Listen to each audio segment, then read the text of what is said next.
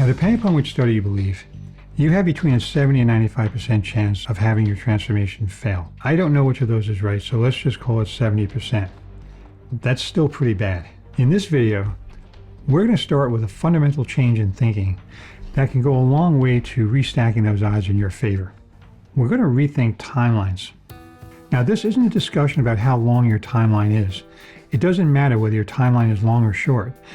The way you're thinking about your timeline is almost certainly working against your chances of success. And I know that because we see the same issues happening over and over and over again. And those issues are set up perfectly by timelines that work well for commodity processes, but just don't work very well, or actually are horrible for transformational work. All right, so what's so bad about timelines? In transformational deal work, the typical timeline can be divided into two parts. The first part ends when you sign the contract. Then the quote-unquote real work starts, and it goes through the completion of a transformation roadmap. This is a horrendous way of looking at a timeline for transformational work. So let's look at how and why we should change this. Now, we know what attributes are required in an ecosystem to support transformational change. And make no mistake, it is about the people. So we have to set our environment up so that it actually supports that. And those attributes I just showed you will do that. In fact, I would argue that these are the most critical outputs and attributes of a transformational process. Yet we hardly ever see them stressed as critical success factors. And you can see why. Okay, given a traditional deal process, driven by a typical two-part timeline like I just described, these attributes are really, really difficult to achieve.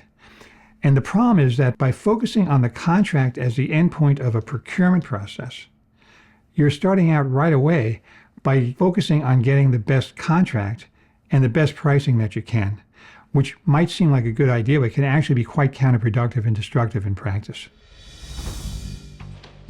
Because of the execution nuances of transformational relationships, incomplete contract economics applies. What this means is that you can't rely on the contract to drive success like you can in a situation where a complete contract is normal and you can get everything spec'd out. Think about a contract for something like number 2 pencils, for example. Relatively easy to spec out. You know exactly what you're buying, and you can tell if you got the product that you bought by just looking to see if it conforms to the spec. These deals just aren't like that. In transformational relationships, the parties are highly interdependent, which means that the agreements become very difficult to enforce. Now, this doesn't mean that you don't need a good contract, but a good contract in this context functions very differently than the way that we typically think of contracts. So a contract always has to provide redress for truly injured parties. But more importantly for transformational work, the contract and the contracting process has to help build the ecosystem attributes that we were talking about before, and the contract itself has to provide a place for them to thrive and to renew. See, in a situation like this, the quality of the ecosystem becomes the most important and most significant indicator of success. Okay, well, you may be thinking, we talk about partnerships and values all the time, right? That's just how we roll. Well, that might be true.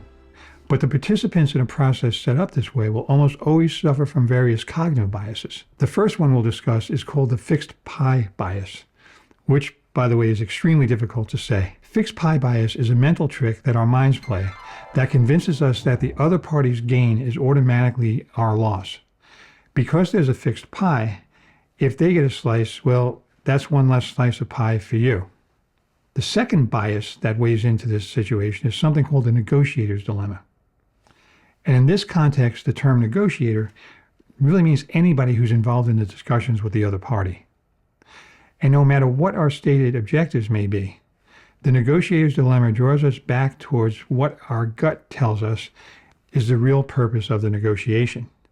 Now, because we set this up as a contract to an end of a procurement process, we automatically go to getting the best price and the strongest terms, even if the stated outcome is to build long-term relationships, or in our case, create the building blocks of a transformational ecosystem.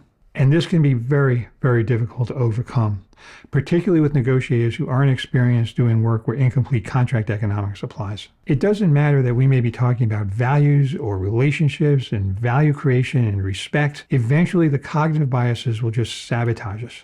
No matter how much you're talking about values, somebody, somewhere, somehow, is going to communicate that what you really care about is contract terms and price. And it's really, really hard to overcome this because it's hard to overcome human nature, and this is human nature. So the best way to fix this is to change the rules of the game. The good news is that this change will cost you absolutely nothing in money. It'll cost you nothing in time. It doesn't do anything to delay your transformation. And in fact, it'll actually go a long way to enabling it. And I'm choosing my words very, very carefully here. One thing that's going to keep on coming up in these videos is that we need to internalize the idea that we cannot coerce transformation. In order to succeed, the transformation has to be enabled. We have to create the right environment for that to happen. So what can we do about our timelines that can actually help us out with this? Well, to start, we're going to eliminate the concept of a timeline altogether, and we're going to replace it with something that we call an execution continuum. What the execution continuum will do for us is it'll provide the intention that we need so that everything we do from the beginning to the end of this process is actually building our transformational ecosystem. The continuum starts when someone gets the idea to do a transformation. Before it's socialized, before you hire consultants, before you hire the lawyers, before you bring in procurement, before you talk about this with basically anybody, we're going to start executing on this transformation. And the first step is that you need to build a cogent narrative around why you're doing what you're doing. The idea here is to make sure that the proponent of this work understands and can effectively articulate what, and more importantly, why they're doing the program. What happens if you don't take this step is the people you bring in to help you will impose their own biases. And you need to have a strong foundation before that happens to be able to separate out the good advice from limitations based on other people's prior experiences, which we know from industry statistics may not be experiences that you really want to duplicate. Because we know that you have to inspire and not persuade in order to be able to effectuate change, you're going to have to believe in what you're doing. And you're going to have to be able to articulate this in a way that aligns with a bigger purpose.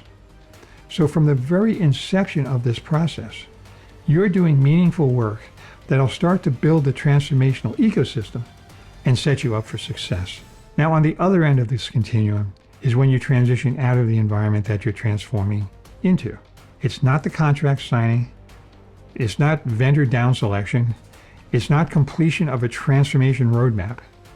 It's being able to look back on what you've done, possibly years from now, and know that it worked.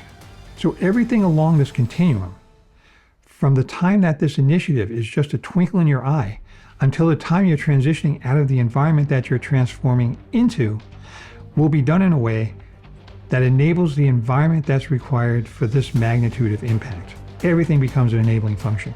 Your narrative, the people you hire to help you, how you conduct your procurement process, how you conduct your contracting process, the contract itself, governance, everything.